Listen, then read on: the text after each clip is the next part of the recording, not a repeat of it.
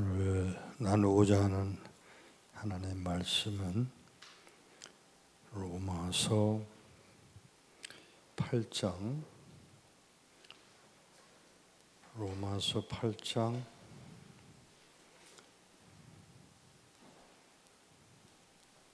31절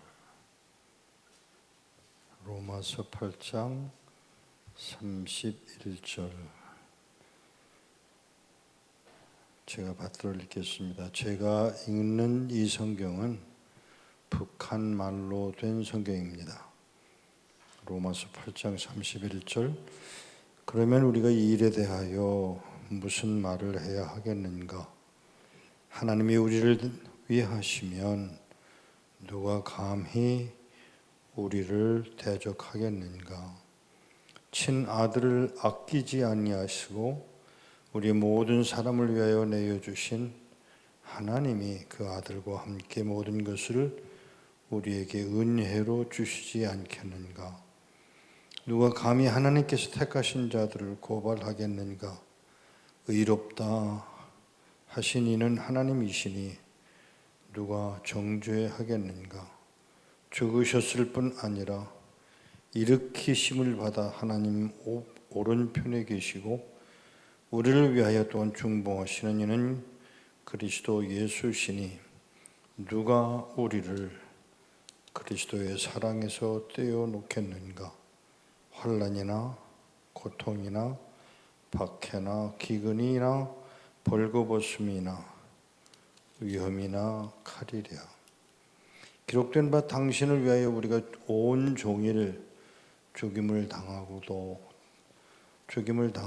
도살당할 양같이 여겨지고 있습니다 함과 같다. 그러나 이 모든 일 가운데서도 우리는 우리를 사랑하시는 이로 말미암아 확실히 승리하느니라.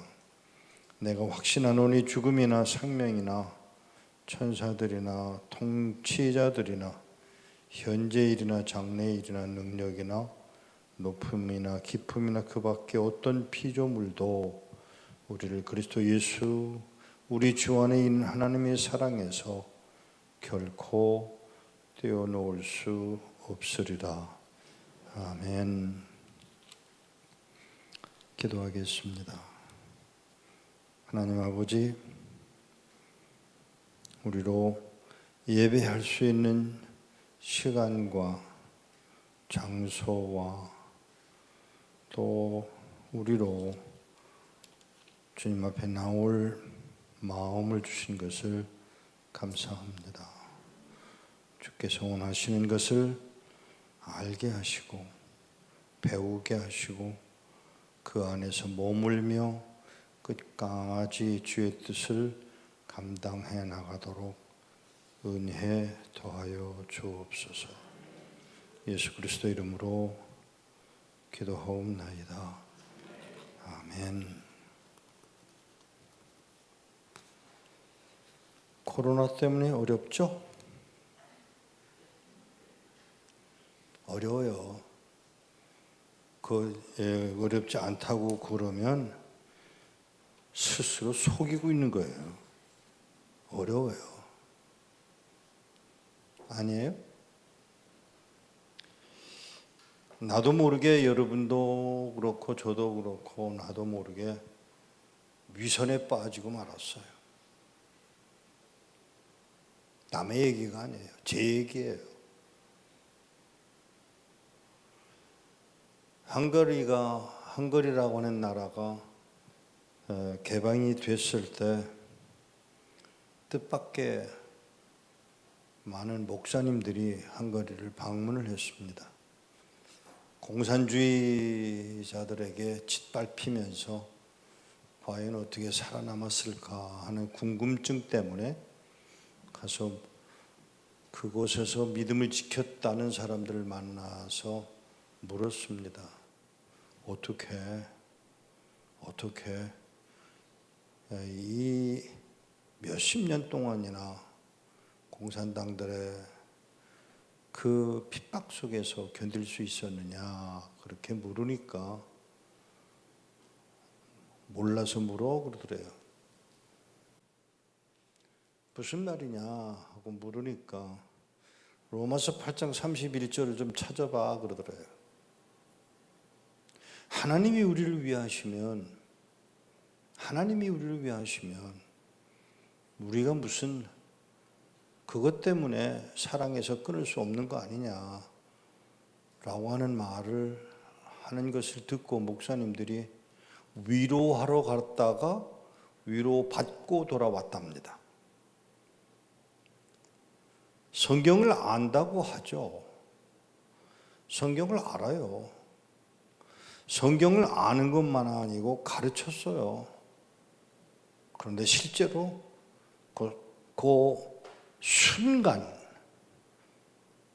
결정적인 순간에 나는 그리스도의 사람으로서의 자리를 지키고 있었는가라는 질문을 하게 됩니다. 사실은 오늘 제가 로마서 12장 1절에서 2절 말씀을 가지고 생각을 하고 왔는데 나중에 기회가 되면 산 제물로 드려라 하는 내용의 것을 여러분이 보시게 될 것입니다. 제 얘기를 조금 할게요. 저희 외할아버지가 목사님이시고요. 저희 아버님이 목사님이시고요. 저희 어머님이 신학교를 나온 전도사 출신이고요. 제가 4형제인데 4형제 중에 3형제가 목사입니다. 굉장하죠? 아니에요. 굉장하지 않아요. 저는 3살 반 때부터 글을 읽기 시작해서 7살 때까지 3년 반 동안에 성경을 2번을 읽었습니다. 읽고 싶어서 읽었겠어요? 깡패 같은 어머니 때문에 할 수 없이 읽었지. 그게 지나고 나니까 솔직한 얘기예요. 엄마가 성경을 안 읽으면 밥을 안 주니까 밥 먹으려고 읽은 게 성경이에요. 그런데 지금 지내놓고 보니까 그렇게 고마울 수가 없어요. 억지로라도 야단을 쳐서라도. 그래서 제가 뭘 좋아 안 하는 거 하면 뜨거운 밥을 안 좋아해요. 밥을 먹으려고 그러면 성경 읽었어? 아니, 성경 읽어. 그럼 성경 다 읽고 나면 밥은 다 식었지. 그래서 저는 식은 밥을 좋아해요. 뜨거운 밥을 아주 익숙하지 않아요. 그런데 7살 때 제가 어디 있었냐면 제주도에 있었어요.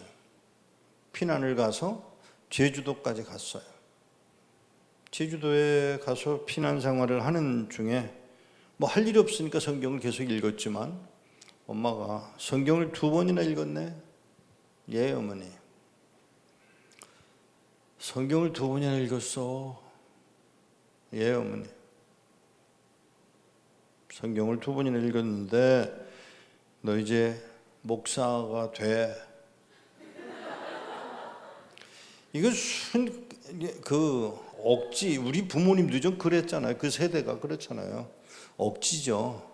목사가 돼. 근데 그때 제가 한 말이 뭐냐면 예, 어머니.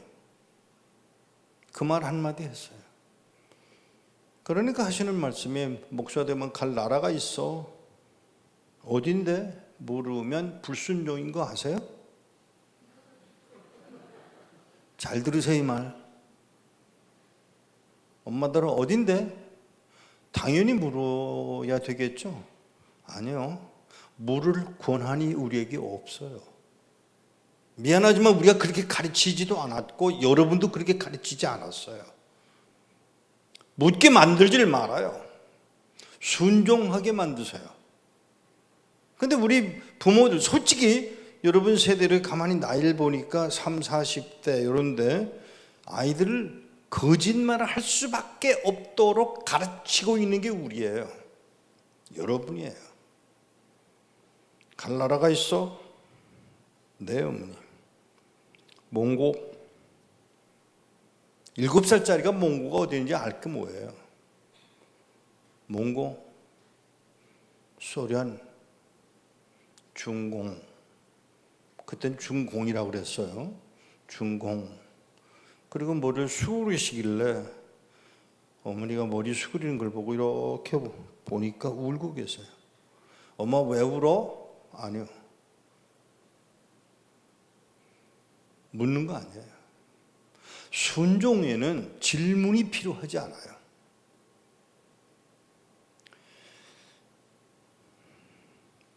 얼굴을 드시고 저보고 하신 말, 북한가?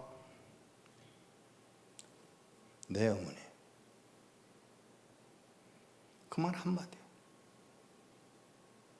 그 한마디를 제 머릿속에 집어넣기 위해서 3년 반 동안 성경을 집요하게 읽게 만드신 거예요.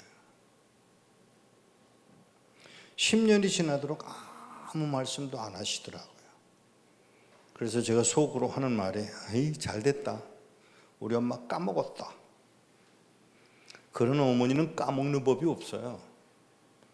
여러분 제 자녀들이 자라나면서 엄마가 한 말 까먹었을 거라고 생각하지만 그런 까먹는 어머니하고는 그만두세요. 그런 어머니하고는 살지 않아도 돼. 어머니가 어머니다우려면 어머니답게 행동해야 해요. 제가 어제 그저께 제주도에 다녀왔는데 어린 꼬마 하나를 놓고 이 아이가 3살, 4살 됐을까? 그 아이를 데리고 여기는 바로 올려놓으면 안 돼. 그리고 그 아이를 꼭 데리고 다니면서 그 아이를 가르치는 거예요. 자기도 발 안 올려놓고 아이에게 그래 가르치는 엄마. 제가 한마디 하려고 그랬어요. 잘 가르친다고. 여러분 죄송하지만 한국 교회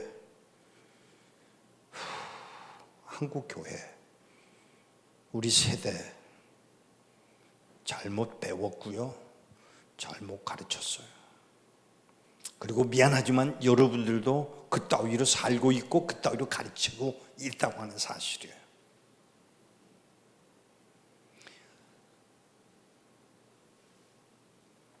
(10년이) 지나도록 아무 말씀도 안 하시길래 우리 엄마 까먹었구나 그랬는데 하시는 말씀 예 어머니. 예 어머니. 우리나라 여권 가지고 북한 갈 수 있어? 아니요, 못 가죠. 못 가? 그러니까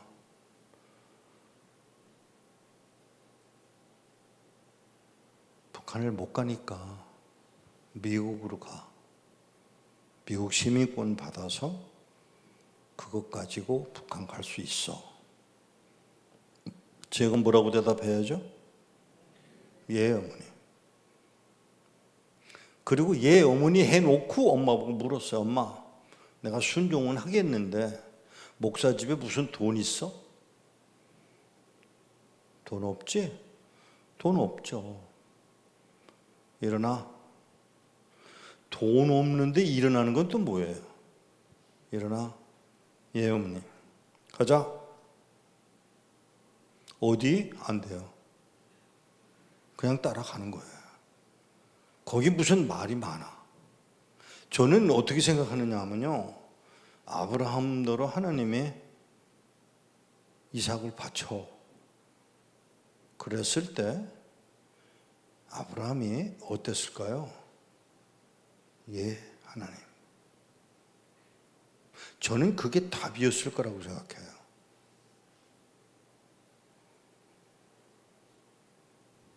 옷 입고 갔어요. 따라갔어요.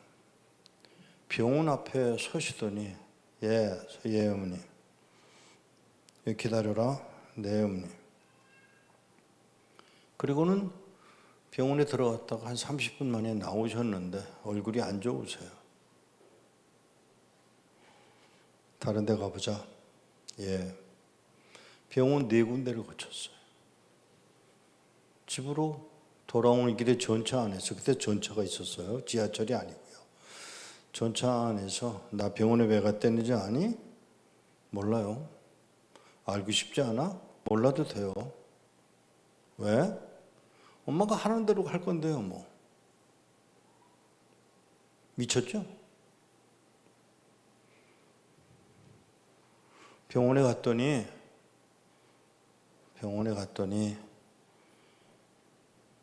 병원에 왜 갔는데 설명을 하시더라고요. 너 미국 보내려니까 그동안에 집에 돈이 없어서 피를 뽑아 그 돈으로 손님들 대접을 했었어.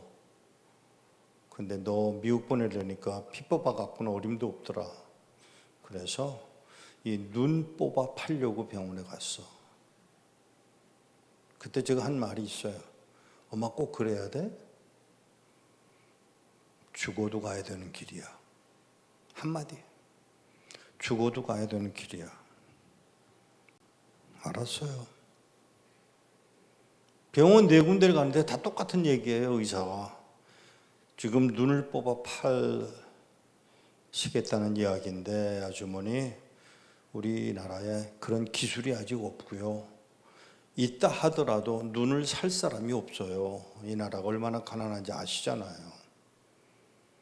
무슨 뜻이 있는지는 모르지만 그냥 가세요. 어머니는 자기가 할 수 있는 일 하나, 자기 눈 하나 뽑아 팔아서 아들을 미국으로 보내는 방법을 통해서 북한에 선교사로 보내고자 하는 엄마의 뜻은 그만 밀려나고 말았습니다.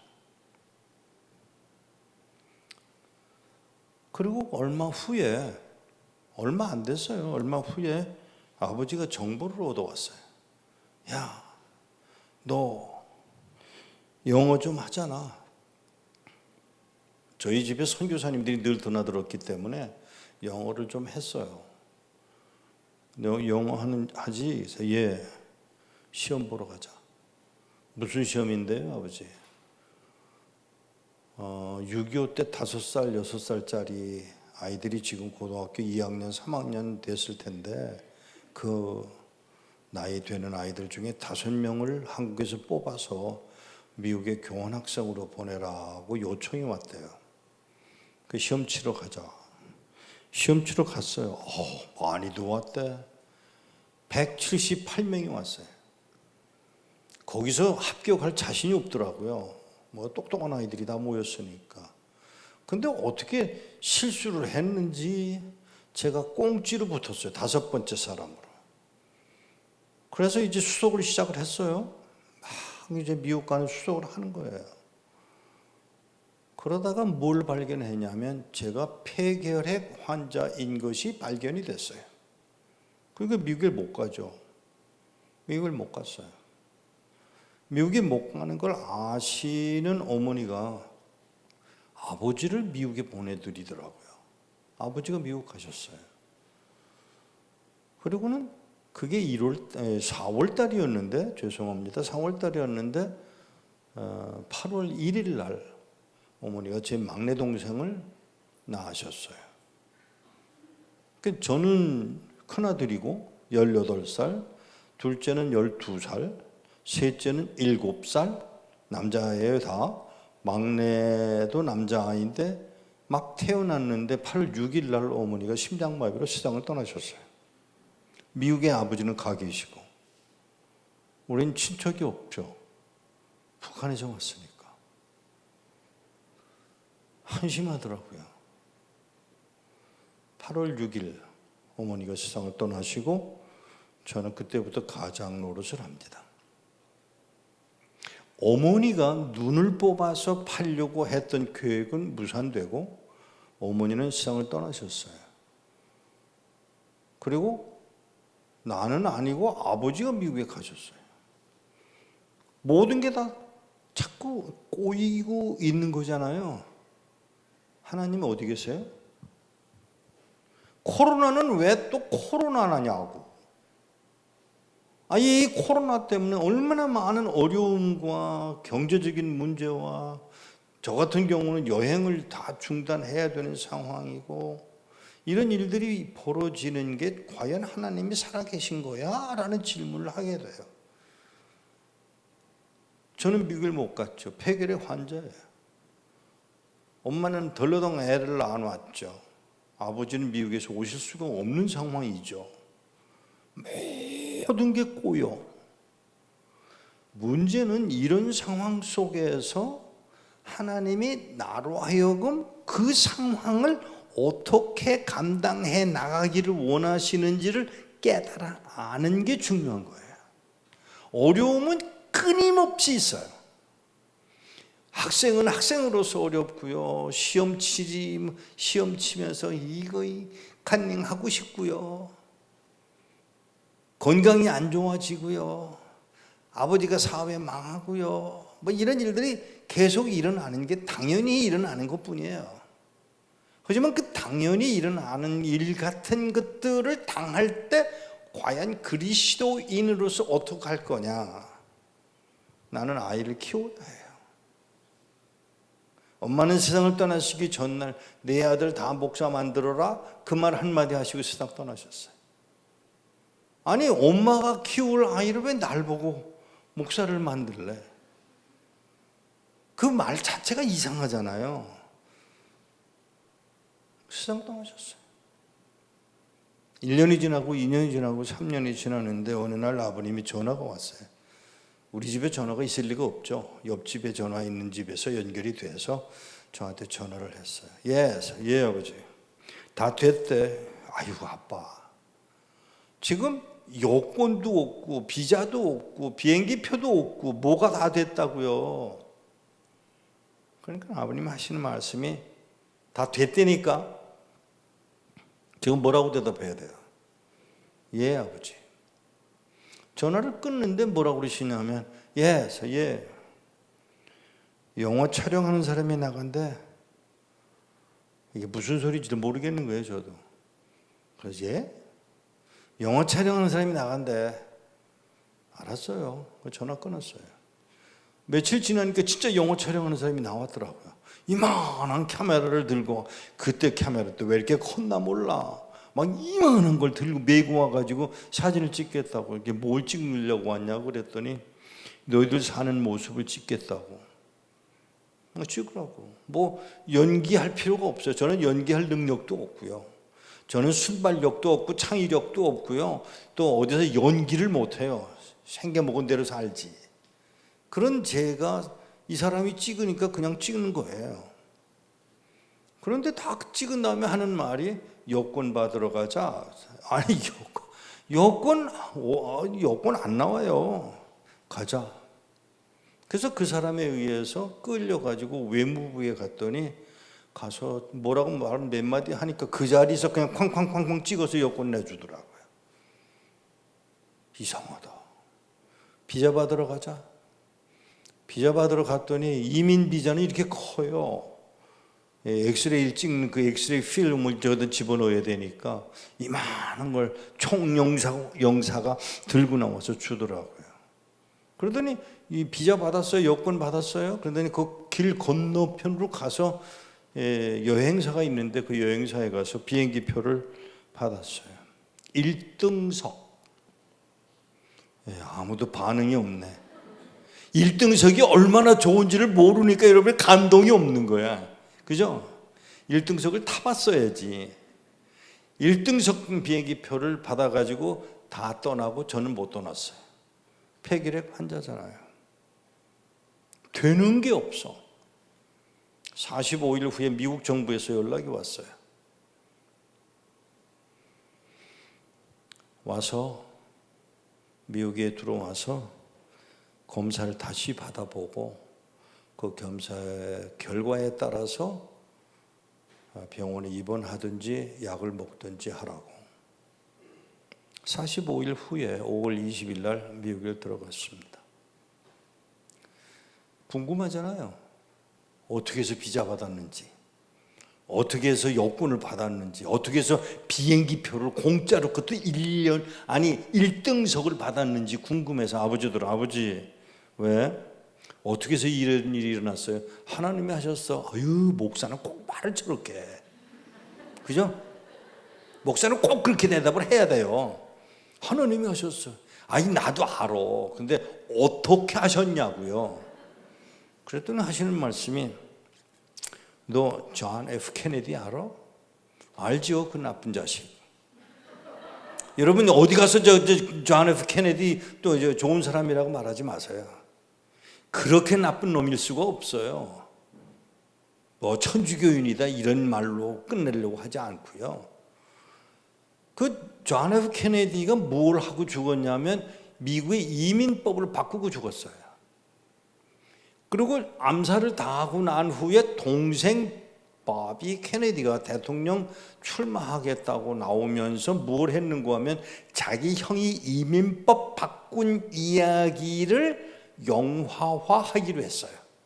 그래서 미국의 이민법 바꾼 그 과정을 영화로 다 만들었는데 한 가지 부족해. 그 이민 역사를 쭉 보니까 다들 백인들 이민 오는 거하고 흑인들 이민 오는 이야기인데 동양 사람은 없는 거예요. 그래서 바비 케네디가 뭐라고 전문을 전 세계에다가 전문을 띄웠냐면 가난하고 불쌍하고 못생긴 놈 하나 찾아서 보내라고. 그게 저예요. 못생긴 것도 하나님의 목적을 이루시는데 사용됩니다. 왜 웃어요? 이거 진실한 얘기예요. 그래서 찾은 사람이 누구냐? 저예요. 저희 형제들이에요. 그래서 그 영화에 나와요. The Nation of Immigrant라고 하는 영화의 마지막 45분 지나고 탁 튀어나오는 사형제. 그중에 큰아들 이상 목사, 둘째 피로 목사, 셋째 존 목사. 그게 바로 그 영화에 출연을 해요. 어머니의 방법이 아니고 하나님의 방법으로. 그냥 넘어가지 마세요. 그때부터 시작해서 저 11조 띄어먹은 기억이 없어요. 교회를 떠나본 일이 없어요. 잘하는 건 아니지만 교회를 떠나본 일이 없고요. 난 젊은이들에게 꼭 부탁이 있어요. 어떤 일이 일어나도 교회는 떠나지 마라. 거기가 머물 곳이고 거기서 답이 있어요. 예배당에 그냥 머물러 있어. 금식을 하면서도 예배당에 앉아서 금식해. 그러면 누가 답답한지 아세요? 목사가 답답해. 저기 왜 와서 앉아있지? 그러면 뭔가 해야 돼, 목사님이. 제일 먼저는 기도하시겠지만 제가 그 경우에요. 그냥 교회에 앉아있는 거예요.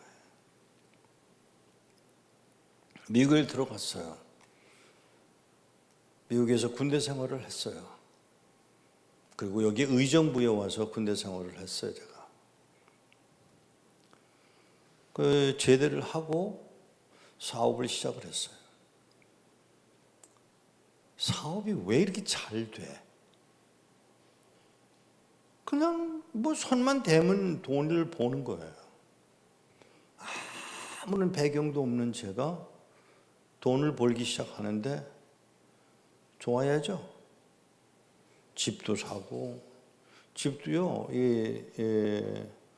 15세대가 사는 아파트 하나, 13세대가 사는 아파트 하나, 집이 2채, 이런 식으로 그냥 막 돈이 돌아가기 시작하는 거예요. 좋죠? 아니에요. 저는 북한 가는 게 목적이에요. 돈이 급하지 않아요. 여러분 아셔야 돼요. 사역을 하면 돈은 따라오지만 돈을 따라가면 사역이 망해요. 제가 그걸 배웠어요. 이제 교회는 늘 나가니까 주위에 있는 분들이 이 집사, 신학교 가라. 주위에 있는 분들이 자꾸 그러는 거예요. 신학교 가라고. 제가 제일 큰 문제가 뭔지 아세요? 제가 고등학교 3학년 때까지 말더듬이로 유명했던 사람이 저예요. 지금도 사람 앞에 서는 게 싫어요. 제가 이게 설교하러 오니까 그냥 오는 것뿐이지 제가 제일 싫은 게 사람 보는 거예요. 사람들 관계가 대인관계가 원만하지 않아요. 그러니까 대화하는데도 잘 하지도 못하죠. 순발력도 없죠. 창의력도 없죠.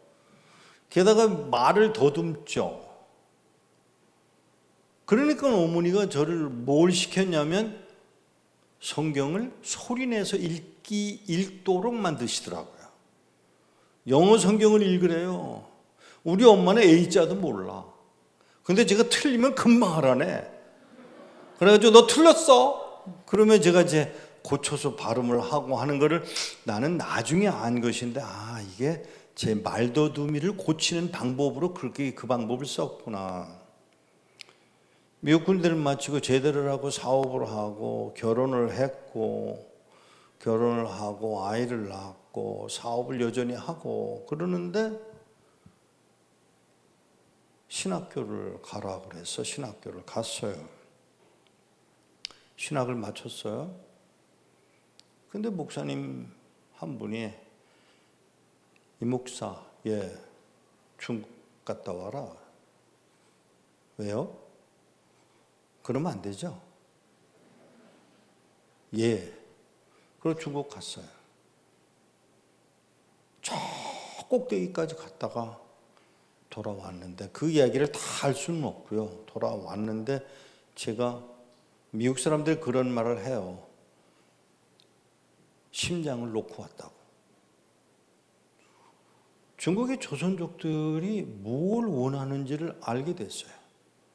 성경책 한 권. 근데 다른 건 모르겠는데 저는 목회가 싫어요. 밥단 똑같은 얼굴들을 만나야 되잖아. 나는 그게 제일 부담스러워요. 여러분 지금 마스크를 썼으니까 얼굴을 모르잖아요, 제가. 그러니까 다행은 다행인데 전혀 그렇게 사람을 보고 기억하는 게 싫은 거예요, 제가. 그런데 중국에 성경 갖다 주는 거는 해볼만 하겠다 생각을 했는데 뜻밖의 성경을 가지고 들어가기 시작하는데 큰일 났어요. 다 잡혀요. 근데 나만 안 잡아. 왜 안 잡는지를 가만히 보니까 중국 놈처럼 생겼잖아요. 이게 하나님의 방법인 걸 몰랐던 거예요. 하여간 제가 중국을 145번을 다녔는데 이게 태평양을 145번을 건너 다녔다는 얘기예요. 성경을 가지고 들어가요. 한 번에 처음에는 몇십 권, 그 다음에는 몇백 권, 그러다가 이제 넘어가서 이제 그걸 몇천 권씩, 몇만 권씩 이제 밀수를 하기 시작해요. 저 밀수 전문가예요. 어떤 물건이든지 밀수하도록 저한테 맡겨주세요. 아무렇지도 않게 정말 비싼 물건들, 그건 뭐 그렇게 어렵게 하는지 몰라. 특별히 다이아몬드 밀수는요, 세상에 제일 쉬운 게 그거예요. 방법 가르쳐 드려요? 나중에 오세요. 너무 쉬워요. 무슨 말인지를 아셔야 돼요. 사람을 속일 수 있는 지혜가 저한테 있다는 얘기예요. 성경을 밀수를 하기 시작했어요. 그런데 성경을 밀수를 처음이에요. 성경을 250권을 가지고 들어갔는데 성경을 받아든 분이 저보고 뭐라고 하냐면, 이 목사, 이거 말고 요만한 거 있지. 어디 있어? 서울에요. 100권만 개고라. 100권만 개고라. 근데 궁금하잖아요. 그게 어디다 쓰는지를 모르니까. 어디다 쓰시려고요? 그랬더니 그분이 하는 말이 북조선에 가. 미안합니다. 그때까지 제가 몰랐어요. 이 조그만 성경이 북한에 간다는 얘기예요. 그게 어떻게 하느냐고. 그건 묻지 말어. 이 목사 하는 거 우리가 안 묻잖아. 그러니까 우리가 어떻게 하는지 묻지 말어. 알았다고. 그러고 알았다고 하고 헤어지려고 그러는데 음성이 들려오더라고요. 하나님의 음성을 들어보셨어요? 나는 그 땅을 포기한 적이 없다. 그 땅에 내 백성들이 살아있다. 거기에 그 음성을 듣고 그냥 땅바닥에 주저앉아서 땅바닥을 치면서 울기 시작했어요. 하나님이 포기하지 않은 그 땅.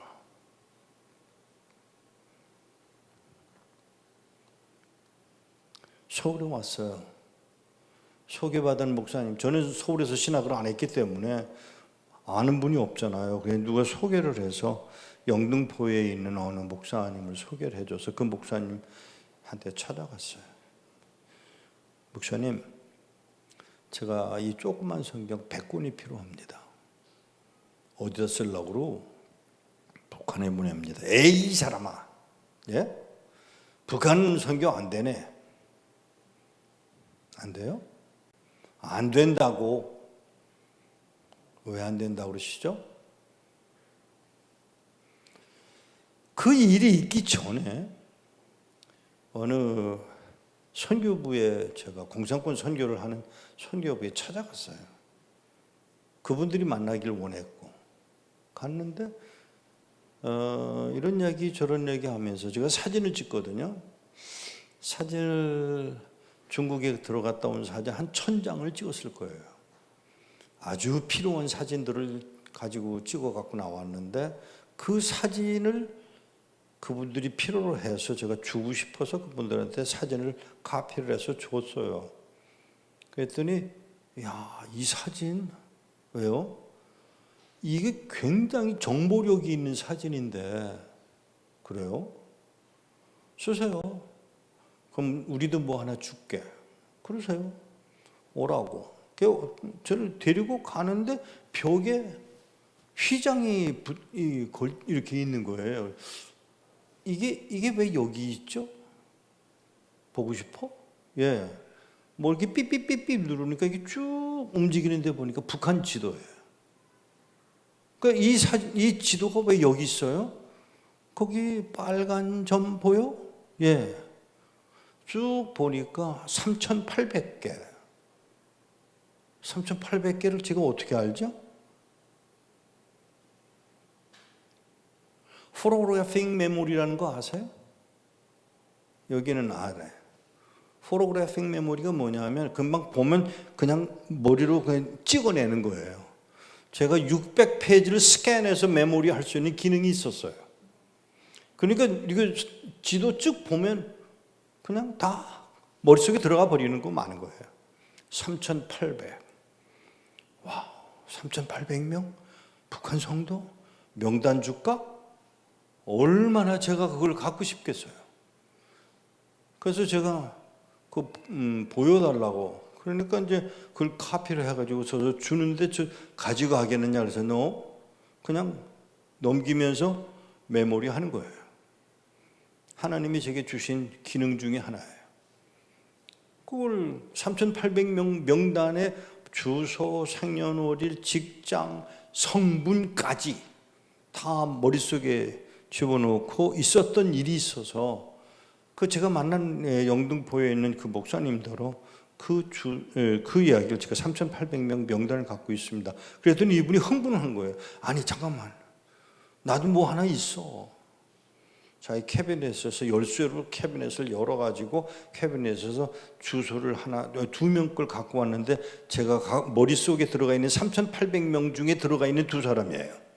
그래서 그 사람 이야기를 내가 쭉 했어요. 그 사람들은 뭐 하는 사람이고 주소가 뭐고 직장은 뭐고 쭉 하니까 이 목사, 예, 어떻게 그걸 그렇게 알아? 예, 알 수 있어요. 정말 북한 선교 가능하냐? 물론이죠. 그게 보통이들 선교의 시작입니다. 북한의 내용을 알고 시작한 거예요.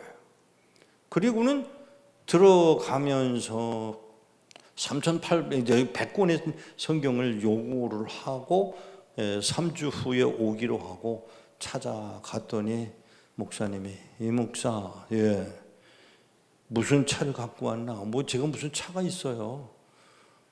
그러면 이거 그냥 어떻게 갖고 갈래? 왜? 몇 권인데요? 100권이면 뭐 얼마 안 되니까 그냥 들고 가면 되지 않아요? 그렇게 생각을 하고 이거 몇 권이나 되는데요? 그랬더니 놀라지 마세요. 그 목사님이 3주간 동안에 모은 성경책만 4,000권이에요.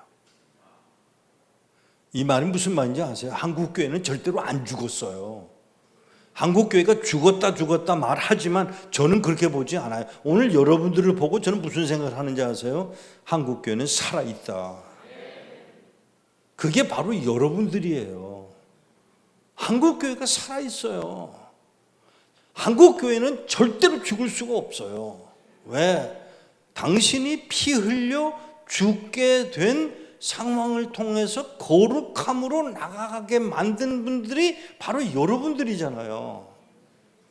사랑하는 여러분, 4,000권을 가지고 중국을 들어갑니다. 뺏기냐고요? 왜 뺏겨요? 저 밀수 전문가잖아요. 그걸 다 갖다 주면서 이걸 택시를 타기는 너무 가깝고 걸어가기는 조금 멀지만 그래도 그냥 걸어가는 게 좋겠다 그래서 그냥 얼음 바닥에 눈 내리고 또 얼고 이런 데를 가방을 가지고 가는데 그때 가방은 왜 이렇게 나빴는지 몰라요. 이걸 갖고 가다 넘어지고 부딪히고 그 상황을 경험을 했어요. 피 흘린 것도 몰랐어요. 성경을 그 수백 권의 성경을 넘겨주는데 이분들이 하는 말이에요. 이 목사 음성은 이 목사인데 얼굴은 아니네. 아니, 무슨 말씀이세요? 세수하고 와라. 세수하러 들어가 보니까 제가 제 얼굴을 모르겠더라고요. 피를 너무 많이 흘려서. 세수하고 나오니까 막 따끔따끔해요. 세수를 하고 나오니까 이 목사 맞네. 그때부터 그분들이 저를 의심하지 않고 돕기 시작했어요. 그분 지금 감옥에 있어요. 이게 36년 전 얘기거든요. 근데 그동안에 그분들이 끊임없이 변함없이 주의 나라를 확장하기 위하여 끊임없이 수고한 분들이에요. 변함없이. 사랑하는 여러분, 그런 과정을 통해서 성경을 배달하는데 성경을 북한에 보내기 위해 성경을 보내줬더니 들려오는 말, 이거 우리 못 알아듣습니다. 북한 말로 바꿔주세요. 야, 이 사람아, 내가 무슨 헬라어를 했다고, 내가 무슨 히브리어를, 야, 히브리어 새가 파리가 지나가다 똥을 싸도 글자가 달라지는데 그걸 내가 무슨 수로 내가 하겠냐? 그랬더니 아니요. 그럼 누가 해요? 뜻밖의 우리 사무실에 그걸 하실 수 있는 목사님이 계시더라고요. 돈을 들여서 그걸 시작했습니다. 북한 말로 성경을 번역을 했습니다. 받아든 북한 성도들이 하는 말, 이제 요해가 됩니다. 이해라는 말 요해라고 그래요. 예를 들면 요셉이 마리아와 동거하기 전이더라 하는 그 동거라는 말은 우리는 불륜관계를 말하지만 북한에서는 동거가 불륜관계가 아니고요, 한 지붕 밑에 사는 사람들을 다 동거한다 그래요. 그러면 어떻게 바꿔야 되냐? 마리아와 요셉이 한 살림 차리기 전이더라. 그래야 얘기가 되는 거예요. 그래서 하는 수 없이 그렇게 바꿨어요. 이제 그렇게 바꾸다가 보니까 이게 무슨 요구가 왔냐면 그 목사님 그렇게만 하지 말고 북한 성경을 만들어 주세요. 제가 갖고 있는 성경이 그겁니다. 한쪽엔 북한 말, 한쪽은 남한 말로 되어 있습니다. 그것뿐이 아니에요. 중국의 성경을 보내기 시작했잖아요. 중국 성경 한참 보내고 나니까 이걸 주석 성경으로 바꿔달래요. 야, 내가 무슨 돈이 있어서 그걸 하냐? 그랬더니 아이고 그럼 어떻게 해요? 이거 한 권이 사람 살리는 일인데. 그래가지고 뭘 시작했냐면 중국어로 된 톰슨 성경, 주석 성경을 만들기 시작했어요. 자그만치 100만 불이 들었어요. 우리나라 돈 따지면 한 12억 들었나 봐요. 그 돈을 들여서 성경을 만들어 놓고 보니까 이게 돈이 비싸요.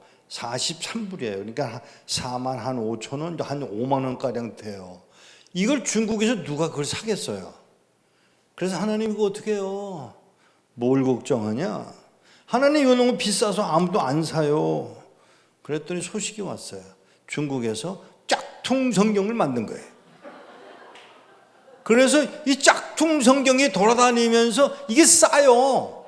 엄청나게 싸요. 뭐지? 제본은 잘못됐지만 내용은 하나도 틀리질 않으니까. 그래서 중국에 돌아가고 있는 성경은 모두 짝퉁 성경들입니다. 하나님은 짝퉁도 이용하시더라고요. 우리 하나님 참 골짜기예요. 그런 일들을 이제 계속해서 하고 있는 동안에 코로나가 터졌잖아요. 일이 망가지기 이른 것 같아요. 아니에요. 제가 오늘 여기서 이 이야기를 하려고 왔어요, 사실은.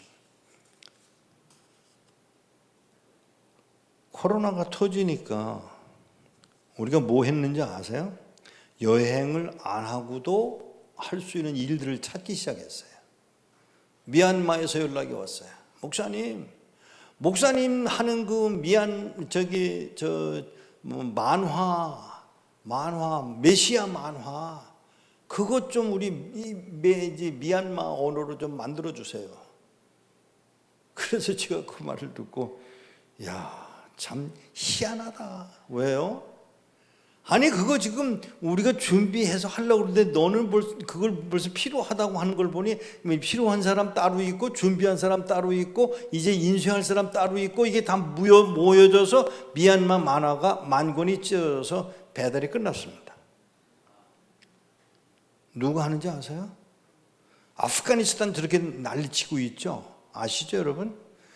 아프가니스탄에 들어간 그 만화가요 얼마나 많이 들어갔는지 아세요? 그게 끝나니까 저 일이 터진 거예요. 걱정하지 마세요. 하나님의 나라는 사람들의 방해에 영향받지 않습니다. 절대로요. 하나님은 하나님의 방법이 있고요. 그 방법을 따라서 순종하면 일이 벌어진다고요. 한 목사님이 이스라엘의 갈멜이라는 지역에 사역을 좀 하기 위해서 거기를 돌아다니다가 그냥 허탕치고 집으로 돌아가는데 길거리에 웬 남자가 하나 서 있는 거예요. 왜 여기 서 있냐 그랬더니 나 지금 예루살렘에 가려고 그러는데 버스를 기다리고 있다고. 그래? 내가 지금 예루살렘으로 가는 길이거든. 내가 태워다 줄게. 그러라고. 잘 탔어. 너 여기 왜 와서 돌아다니고 있었냐 그랬더니 그 사람이 물으니까 이 선교사님이 그 말을 듣고 나 여기서 예배당 하나 하고 숙소하고 이렇게 쓸만한 교육관하고 하나 빌리려고 왔다고. 그랬더니 그 길거리 서 있던 사람이 그 말을 듣고 그런 건물이 나한테 있는데 가볼래? 그래 가서 보고 그걸 계약을 했어요. 한 가지 조건만 빼놓고 자기한테 전도만 하지 말래요. 그래서 알았다고. 그러고서 전도를 안 하기로 하고 그 건물을 빌려서 쓰던 중에 코로나 때문에 관광객도 없어, 후원도 끊어져, 다 그렇게 돼버린 거예요. 그 선교사님이 저한테 연락이 왔어요. 목사님, 이런 형편인데 내가 이걸 돈 물어내려면 10년치를 다 한꺼번에 물어줘야 되는 상황인데 어떡하죠? 뭘 어떻게 해? 그건 내가 후원하면 되잖아. 그래서 거기다가 센터를 만들었습니다. 지금 갈멜에 모퉁이돌 선교회 센터가 세워졌습니다. 그 코로나가 일어나지 않았으면 그 일은 상상도 못하는 일이에요. 그거 하나. 지금 제가 센터가 예루살렘에 있고요, 갈멜에 있고, 부엘세바에 하나 있고요, 아스켈론에서 지금 요청이 들어와 있고요. 또 뭐가 있냐면 베들레헴에서 기도 요청이 들어와 있어요. 베들레헴에 있는 팔레스타인들이 저희를 보고 와서 기도회를 운영해달라고 요청이 왔어요. 하겠다고. 그런데 그 전에 무슨 일이 있었냐면 라디오 방송을 제가 하거든요. 어디서요? 베들레헴에서요. 근데 이 베들레헴에 세우는 안테나가 돌풍이 불어가지고 부러져 버렸어요. 그러니까 전화 와서 목사님 죄송해요. 우리가 세운 안테나가 글쎄 돌풍이 불어서 부러졌어요. 그래? 하나님이 무슨 뜻이 있겠지? 이게 하나님이 무슨 하나님? 자기네들이 쓰면서도 무슨 하나님이냐고 그따 소리를 하더라. 아니야, 찾아봐. 근데 찾다가 뜻밖의 장소를 발견했는데 이 우리가 쓰고 있는 안테나 자리, 그 부러진 자리보다 100m가 높은 자리에 안테나를 세웠어요. 그러면서 그게 무슨 일이 벌어졌냐면 애굽과 레바논과 리비아와 요르단까지 들리는 방송으로 바꿔버리고 말았어요. 돌풍을 불게 하신 이도 하나님이십니다. 그 일이 일어났어요. 그리고 이 성경은 아까 말씀드렸고요. 지금 오늘 이제 사람이 들어왔는데 중국에 우리 못 들어가잖아요. 안 돼요? 네? 저는 해요. 밀수꾼이잖아요. 왜 못해요? 하나님의 나라는 이 사람의 방법 때문에 방해받는 법이 없어요. 그러면 어떻게 하느냐? 장소를 바꾸면 되잖아. 어디로? 태국으로. 태국에다가 떡하니 자리를 접어놓고 중국 사람들 왔다 갔다 하라고 그러니까 너무 좋은 거예요. 음식도 좋고, 네? 치앙마이 하고 있습니다. 무슨 얘기를 하려고 하는가 하면 하나님의 나라는 보이지 않아요. 바로 여러분들이 하나님의 이 나라라는 거는 땅이 있어야 되고 백성이 있어야 되고 정치 통치권이 있어야 되잖아요. 근데 지금 여러분이 하나님의 나라의 한 백성들인 것을 분명하게 인식하시고 사시게 되기를 바랍니다. 그러면 그러는 와중에 일어나는 일들은 뭐냐? 안타까운 일들이 많아요. 선지자 없는 세대가 되어버렸잖아요. 그렇다고 해서 일이 망가지는 게 아니더라고요. 대학생 하나에게 전도를 아니요, 죄송합니다. 전도를 한 게 아니에요. 사실은 제가 배짱이 없어서요, 전도지를 주머니에다 놓고 자전거에다가 이렇게 하나씩 놓고 돌아오곤 해요. 몇 장? 4장. 한 200장 좀 가지고 가서 많이 좀 뿌리면 어때? 그걸 못해 제가.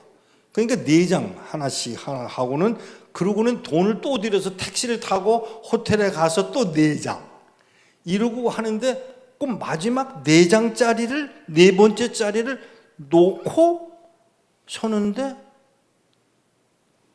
선생님, 그래서 예, 그거 그때, 지금은 모르겠습니다. 그때 그 전도지를 거기다 놓으면 쓰레기 버린 죄로 7원을 벌금을 내야 돼요. 그러나 이걸 줘서 전도가 되면 200원에다가 감옥이에요. 그러면 이걸 주면 안 되잖아요. 놓으면 되잖아요. 근데 놓지 않고 그거 저 주세요 하는 바람에 아무 생각 없이 그걸 그 여자에게 줬어요. 그러니까 저는 이제 도망가야죠. 그 돌아서 나가려고, 아유 선생님, 저 다 읽을 동안 좀 기다려 주세요.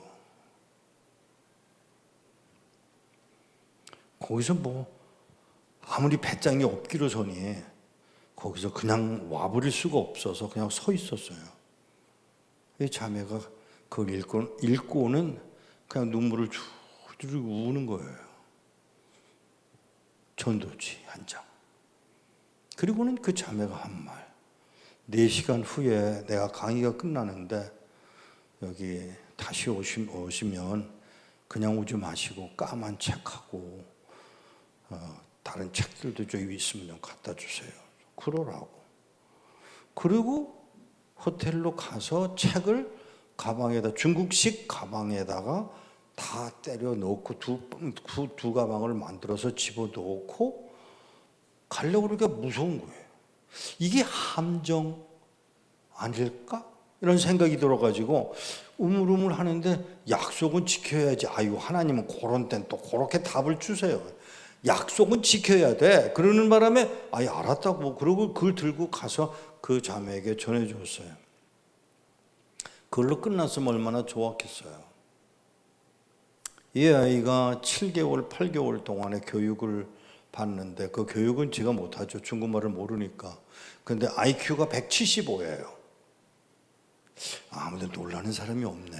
175가 얼마나 머리가 좋은지 아세요?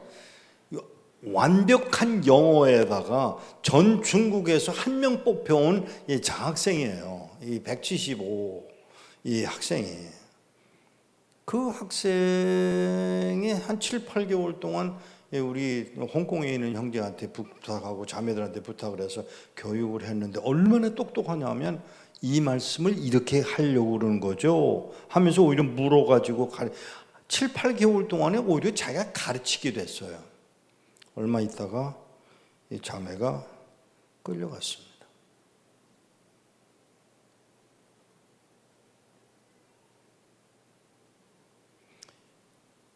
그렇게 끌려가서 얼마 후에 제가 무슨 소식을 들었냐면 이 아이가 잘못된 것 같다. 미국에 들어가 있는 동안에 연락이 왔어요. 나오셔서 이 아이를 좀 찾아보시면 좋겠다고. 아니 어디 친척집에 갔겠지. 아니에요 하는 말 속에 숨어있는 뜻이 있어서 그 아이를 찾기 위해서 돈 3,000불, 그때는 2,000불만 주면 시체라도 찾아낼 수 있는 그런 돈이었어요. 돈 3,000불을 준비를 해가지고 찾아가서 3개월 동안 그 아이를 찾았어요. 3개월 다 됐는데 독일 형제들, 일본 형제들, 또 영국 형제들 이렇게 통해서 이렇게 수소문해가지고 찾아냈어요. 감옥에 가 있더라고요. 그 감옥에 가 있는 아이를 데리러 가려고 돈 3,000불을 준비해서 가지고 갔은 돈이니까 찾으러 가려고 가기 전에 어머니에게 전화를 했어요. 따님을 저희들이 데리러 가니까 기다리세요. 그랬더니 가지마. 어젯밤에 연락 왔어. 뭐라고요? 나왔대. 아멘 하지 마세요. 나왔대. 오래 걸려도 2, 3일이면 오겠지 뭐. 그래서 이제 나가서 기다리기로 했어요. 기차역에서 기다렸어요. 하루 종일. 하루에 몇 번씩 모자 바꿔 쓰고 안경 바꿔 쓰고 옷 바꿔 입고 신발 바꿔 신고 이래가면서 그 자매를 찾느라고 기다리는데 일주일 만에 자매 하나가 나오는데 우리 홍콩에 있는 형제 다니엘 리라고 하는 형제가 저를 툭 치면서 목사님 저기 나오네요. 아니야 이 사람 저렇게 안 생겼어. 맞아요. 제가 맞아요. 우리가 하도 저런 일을 많이 당해서 보면 벌써 알아요. 제 맞아요. 근데 처음에는 사람들 틈에 끼어서 이렇게 밀려 나오다가 사람들이 흩어지기 시작하니까 걷는데 우리가 느낄 정도로 이 다리가 후들후들 흔들리더라고요. 그리고 이 헛발질을 하는 것 같은 걸 보고 우리가 분승을 시켰어요. 차를 3대에다가 나눠서 타고 하나씩 3명씩 앉고 그리고 마지막에 제가 그 자매 옆에 앉아서 목적지 아닌 목적지로 가서 택시를 3번이나 바꿔 타고 가는 길에 이야기를 꺼내니까 말하지 말라고. 알겠다고. 목적지 아닌 데서 내려가지고 무슨 일이냐 그랬더니 아무에게도 얘기하지 않기로 약속을 하고 왔습니다. 얘기하지 마라. 목사님한테는 해야 돼요. 해봐. 3개월 동안 하루에 죄수들 30명에서 50명의 남자들에게서 매일 밤 강간을 당했습니다.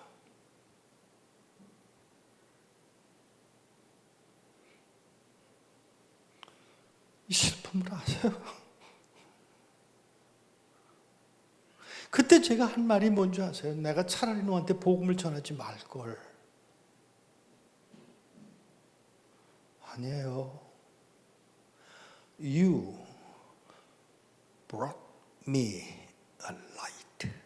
내게 빛을 가져다 주었습니다.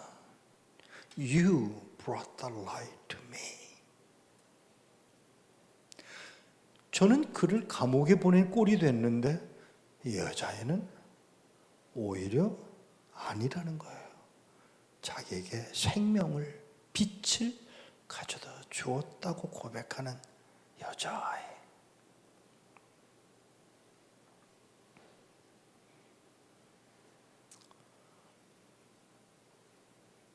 가지고 갔던 돈은 그에게 속한 것이니까 다 주고 헤어졌어요. 얼마 후에 팩스 하나가 날라왔어요. 목사님, 더 찾지 마세요. 그것뿐이에요. 그리고 얼마 후에 그 다니엘 리라는 형제한테서 연락이 왔어요. 목사님, 왜 아직도 이 전화번호 쓰시네? 네. 그 아이 기다리시죠? 예. 죽었어.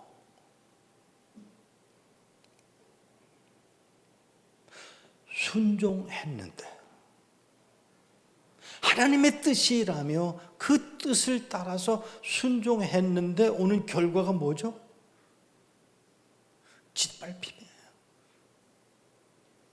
짓밟히고 억울하고 정말 죽이고 싶은 그 충동은 그에게 없었을까요?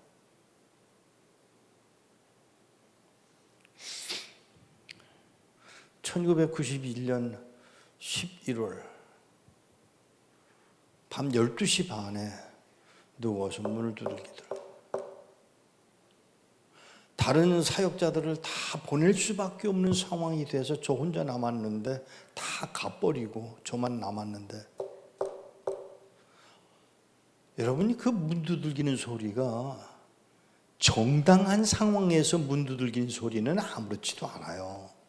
그러나 이게 문 두들기는 소리가 일어나지 않아야 되는 때에 문 두들기는 소리가 들리면 무서워요. 문을 두들기는 거예요. 그래서 무시했어요. 점점 커지더니 여전히 무시를 했어요. 근데 전화가 울리더라고요. 전화가 울리길래 전화를 받으니까 문 열어. 경찰이야. 그래서 문을 열어주었더니 들어닥치면서 저에게 요구한 말, 여권을 주었어요.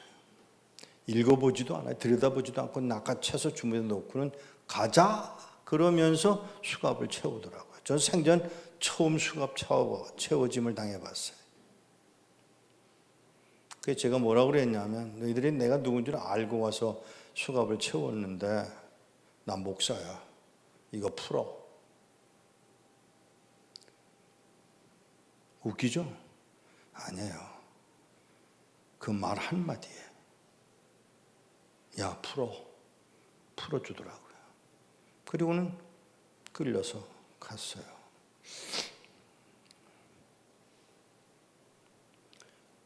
조그마한 방에 쇠로 된 동그란 의자, 쇠로 된 의자 4개, 그리고 그 유리가 아니고 플라스틱이에요. 유리로 하면 자해를 할까봐 유리를 안 쓰고 이제 플라스틱을 쓰는데, 거기다 종이 한 장을 갖다 주면서 볼펜이 아니에요. 볼펜을 안 써요. 어니까 추우니까 얼잖아요. 그러니까 연필을 갖다 주면서 쓰라고, 일주일 동안 일어난 일 쓰라고. 이럴 때 훈련되는 일이 필요해요. 그게 뭐냐면 형용사는 쓰지 않으셔야 돼요. 명사하고 동사만 쓰셔야 돼요. 예를 들면 비가 구질구질하게 내렸다. 그 다음에 쓸 땐 그 구질구질이 생각이 안 나요. 그러니까 이걸 조심하셔야 돼요. 근데 저는 그게 훈련받은 사람이니까 그걸 다 써서 줬어요. 그 다음에 와서 한 30분 후에 와서 또 쓰래요. 4번 썼는데 4번 다 똑같아. 이게 훈련되지 않으면 그게 가능하지 않아요. 무서운 놈이네 이러고 가자. 그래서 옆에 있는 옷을 이렇게 들고 가려고 그러는데 그 옷은 내가 들게. 그리고 자기네들이 들고 이제 끌려가는데 저 문만 열고 나가면 바깥이에요. 저 지금 팬티밖에 안 입었어요. 이리로 가라고. 그래서 이쪽으로 가는 거예요. 예, 가다가 문을 열고 또 걸어가는데 웬 여자가 매 맞는 소리가 들리더라고요. 처음엔 누군지 몰랐어요. 나중에 알게 됐는데 그분이 지금 감옥에 계세요. 나이가 저보다 10년이 위에요. 그러니까 한국 나이로 하면 87이죠. 이분이 매 맞는 소리를 들으면서 가서 문을 열고 내려가서 처음 당한 것이 물고문. 두 번째 고문, 전기고문. 물로 이렇게 불어 터진 제 몸에 전기를 연결시켜서 스위치를 키니까 그 침대가 같이 붕 떴다 떨어지는, 그리고 그 순간 저는 바보가 되어버립니다. 세 번째 방, 냉동실이에요. 얼마나 추우냐고요? 설명이 안 돼요. 조금 심하게 얘기할까요? 주전자에 있는 물을 이렇게 터뜨리면 그게 얼음가루가 돼서 떨어지는 정도의 추위예요. 화장실에 좀 보내달라고 소리 질렀는데 아무도 관심을 안 보이더니 하는 수 없이 제 구석에 가서 똥을 쌌어요. 그러니까 삽을 들고 들어와서 그 똥을 올 때까지 기다려서 저한테 갖다 주며 먹어. 안 먹을까요? 먹어야 해요. 먹었어요.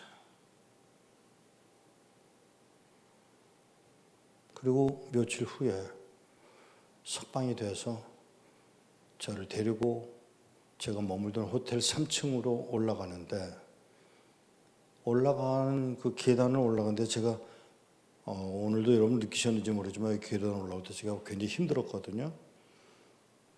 근데 계단을 올라가는데 그 저를 붙들고 올라가는 저를 심하게 고문했던 녀석이 우리가 한 달에 70명을 고문합니다.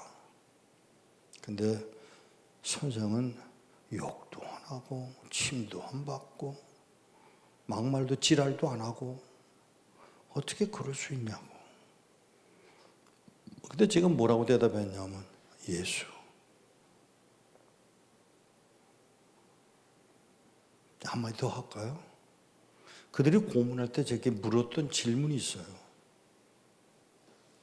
너는 왜 이 일을 하는 거냐고.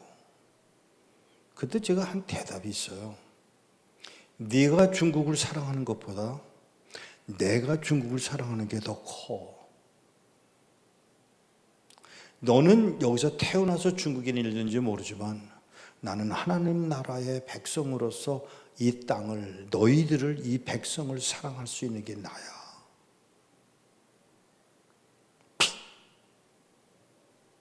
그들의 태도예요. 나중에 들은 이야기는 그 말이 그들의 마음을 감동시켰다는 얘기를 제가 나중에 들었어요. 그 사람이 저를 끌고 올라가면서 저 문을 열어주고 침대에다 던져주었을 때 그냥 제가 거기서 잠이 들었어요. 나중에 시간을 계산해 보니까 이틀 반을 잤더라고요. 배가 너무 고파서 침대에서 내려오다가 떨어졌어요. 떨어져서 볼볼 기어가지고 1층에 있는 식당에 가서 음식을 시켜놓고 먹지를 못하고 다시 기어 올라오는 나. 죄송합니다. 그 외로움. 버려진 듯한 그 삶. 문제는 내가 누군지를 몰라요. 내 이름도 몰라. 내 생년월일도 몰라. 그게 저예요, 지금. 그런 제가 거기서 이야기를 해서 비행기표를 만들어서 북경으로 날아가요. 북경에 가서 어디로 갈지를 몰라서 영수증을 찾아가지고 보여주면서 이거 여기로 가라고 해서 간 호텔이 중국 호텔이더라고요. 싫어요, 제가 기분에. 왜? 중국 호텔에서 당했거든요. 근데 그 앞에 보이니까 할라데인이라고 하는 미국 계통의 호텔이 있어서 그리로 옮겼어요. 그때 잊혀지지도 않는 느낌. 로비에서 수속을 하고 제게 주어진 방으로 옮겨가면서 맡았던 그 빵 굽는 냄새. 파리스 베케라 앞에서 빵 굽는 냄새 맡아보셨어요? 한 사흘쯤 굶은 다음에 그 맡는 냄새. 고향 냄새 같아. 제가 미국에서 왔으니까. 방에 호텔에 이렇게 털썩 주저앉아서 하나님,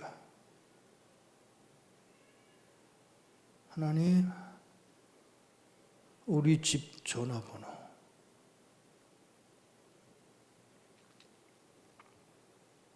전화번호를 모르는 거예요, 지금. 전 전화번호를 가지고 다니는 법이 없었어요. 왜? 여기 다 들어가 있으니까. 근데 그날은 이게 멍텅구리가 됐으니까 하나님 전화번호. 벽을 이렇게 바라보면서 하나님, 내 집 전화번호.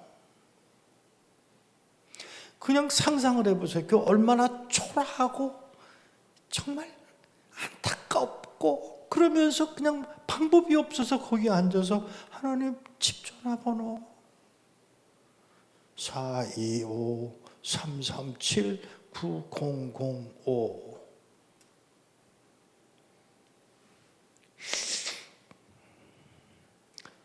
막 받아 써서 전화를 걸었어요. 국제전화예요. 여보. 아니요. 여보세요. 누군지 모르니까. 나야, 여보.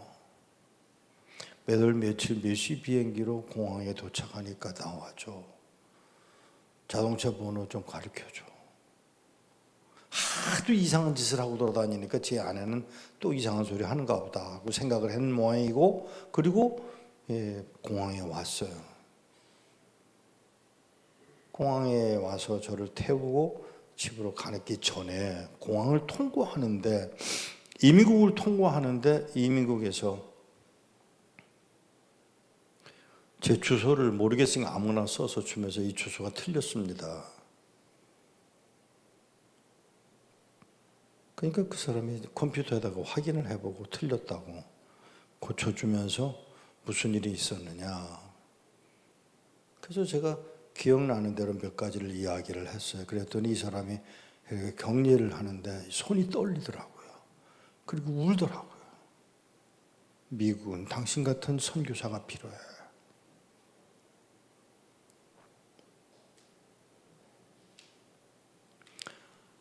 그리고는 소리를 못 내고 가까이 와서 제 귀에다 대고 할렐루야. 그때 그 할렐루야 소리, 그 찐한 무어 할렐루야. 그리고는 제가 짐을 찾으러 가서 짐을 꺼내는데 뒤에 있던 미국인 여자들이 한 30-40명 서가지고 큰 소리로, 공무원이 아니니까 큰 소리로 할렐루야로 찬양을 부르는 거예요. 그래서 제가 이상해서 이렇게 그러고 물으니까 우리는 당신이 뭘 하는지를 알고 있다고. 집으로 돌아왔습니다. 딸아이가 아빠 그러는데 누구지를 모르겠는 거예요. 화장실을 가르쳐 달라고 자기 집에 왔는데 화장실을 가르쳐줘서 화장실에 가서 소변을 보고 그리고 내 방을 가르쳐줘서 내 방에 갔어요.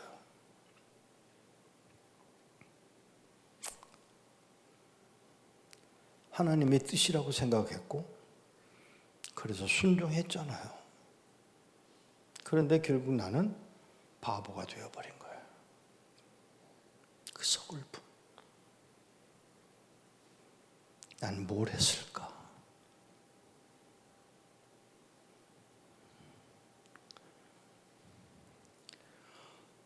그 고장에, 그 동네에, 그 도시에 제가 13년을 안 갔습니다. 싫은 거예요. 죄송합니다. 싫은 게 아니고요. 미워 죽겠는 거예요. 중자만 봐도 미운 거예요. 그럼 뭐 어떻게 할 수가 없더라고요. 저 목사예요. 선교사예요. 그러면 좀 나아야 될 거 아니에요? 안 되더라고요. 어느 날 하나님이 얘야, 얘 하나님 다시 가라. 안 가요 나. 왜? 용서가 안 돼요. 나는 너를 위해서 내 아들을 십자가에 못 박아 죽였는데 너는 용서가 안 되냐? 예, 안 돼요. 안 돼요. 가라. 그 싸움을 3년을 했어요. 그 13년 만에 항복을 하고 그 현장으로 제가 가요. 한 가지 약속을 지켜달라고 하나님 앞에 요청을 했어요. 하나님, 부탁이 있어요. 뭔데? 사람들이 나 못 알아보게 해주세요. 안 돼. 그 말은 사람들이 나를 알아보게 될 거라는 거죠. 길을 걸어가는데 웬 남자하고 여자가 오다가 남자는 길을 건너가고 여자가 가까이 오는 거예요. 저 여자가 날 보고 오지? 그냥 지나가더라고요. 잘못 봤나 보다. 조금 있으니까 돌아와서 제 옆에 서서 그냥 가면서 저 쳐다보지 마세요. 이미 봤죠. 목사님, 제가 목사인 것도 아세요? 예. 저 길 건너편에 파란 옷 입은 나무 밑에 서 있는 저 남자 누군지 아세요? 몰라요. 목사님을 고문했던 사람이 4명이죠. 예. 그 4명 중에 한 놈이 저 놈이에요. 왜요? 제 남편이에요. 그 다음 말, 목사님, 저 사람 지금 뭐 하는지 아세요? 몰라요.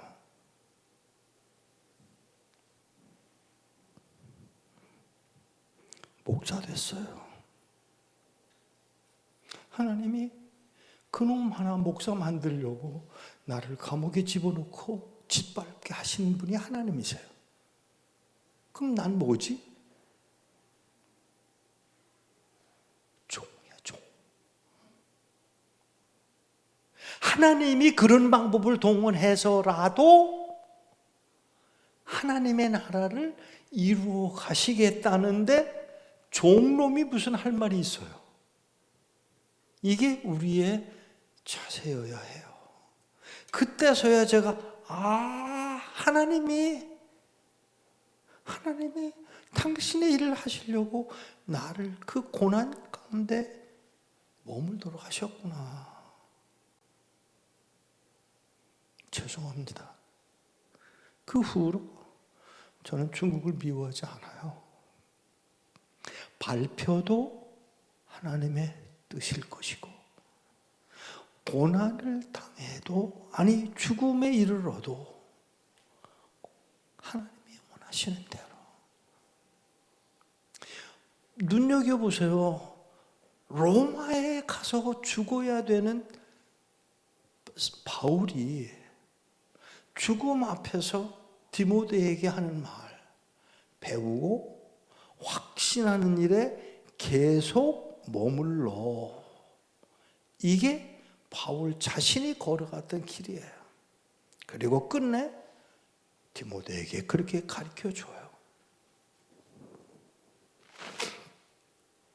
사랑하는 여러분, 북한 땅에 북한 사람들한테서 제가 얼마나 많이 어려움을 당했는지 몰라요.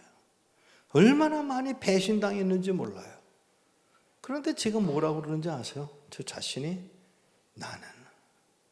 나는 배신 안 했었나? 나는 하나님 앞에서 의로웠었나를 생각할 때마다 하나님이 하시는구나. 사랑하는 여러분, 하나님이 오늘 이 시대에, 오늘 코로나 때문에 곤경에 처해져 있는 이 상황 속에서 하시고자 하시는 하나님의 뜻, 그 뜻을 알고 행하는 여러분 되시기를 축복합니다. 우리가 마땅히 드려야 할 사한 제물로서의 자리를 지켜가 주님의 나라가 이루어지게 되도록 모든 걸 비워 주께 드릴 수 있는 자리, 이것이 오늘 우리가 걸어가야 할 자리인 줄로 믿습니다. 기도하겠습니다.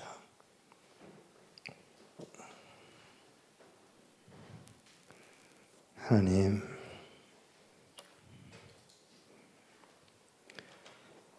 주께서 우리를 거룩하게 하시려고 십자가에 아들을 달아 죽이셨건만 죄송합니다. 하나님, 우리는 그 거룩함에 나아가지 못했었음을 고백하오니 종들을 긍휼히 여겨 주옵소서. 은혜 입기를 원합니다. 우리 주 예수 그리스도의 이름으로 기도하옵나이다. 아멘.